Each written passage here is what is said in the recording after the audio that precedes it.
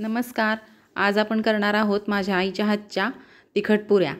आणि त्याच्यासाठी एक मोठी वाटी गव्हाचं पीठ घेतलं, एक मोठी वाटी ज्वारीचं पीठ घेतलं, एक मोठी वाटी डाळीचं पीठ घेतलं आणि ते व्यवस्थित मिक्स केलं.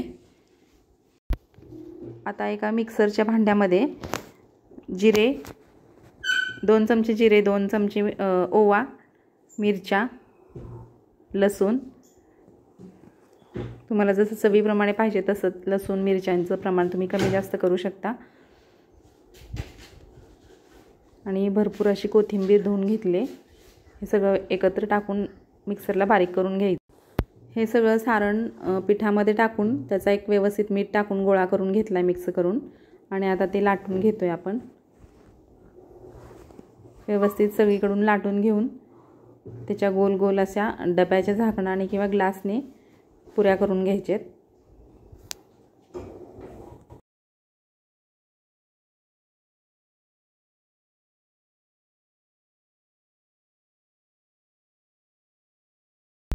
हे बघा, हे असं व्यवस्थित लाटून झालेलं आहे. आता ग्लासने आपण त्याच्या पुऱ्या पाडून घेऊया.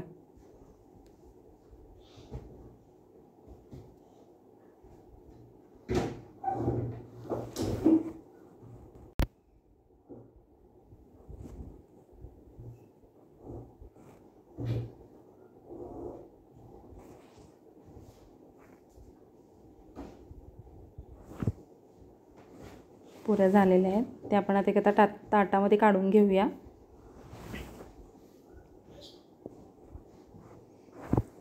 आणि तिकडं कढईमध्ये तेल गरम करायला ठेवलं आहे. त्या कढईच्या गरम तेलामध्ये या पुऱ्या टाकून व्यवस्थित तळून घेऊया.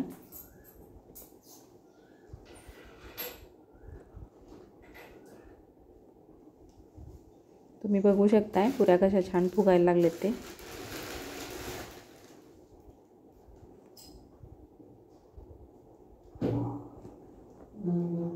अशा प्रकारे सगळ्या पुऱ्या तळून घ्यायच्या.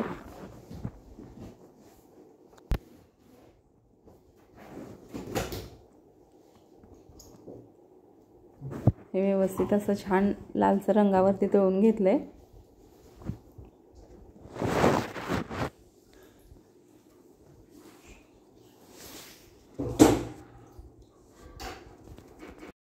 आता अजून राहिलेला आपण लाटून घेतोय.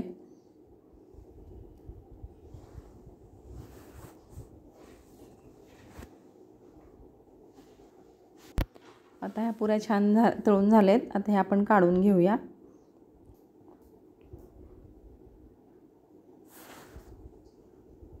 अशाच प्रकारे बाकीचे सगळ्या पुऱ्या लाटून घेऊन तळून घेतलेल्या आहेत. परत एकदा ग्लासने गोल गोल अशा पुऱ्या कापून घ्यायच्या आहेत.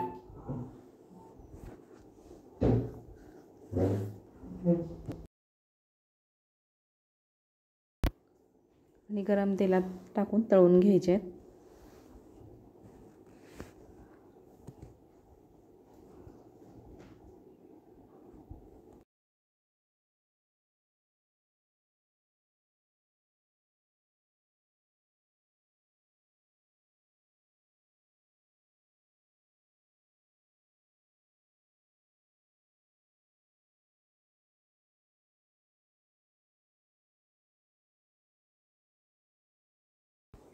अशा प्रकारे छान पुऱ्या तळून झाल्यात आणि त्या आपण आता काढून घेऊया.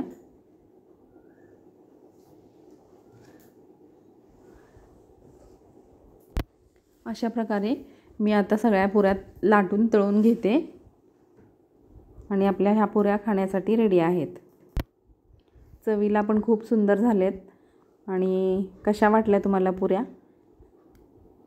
ते मला कमेंट करून सांगा. आपल्या पुऱ्या आता खाण्यासाठी रेडी आहेत. बघा कशा टम्म फुगलेत पुऱ्या आणि खूप सुंदर दिसत आहेत. चवीलाही खूप सुंदर झालेत.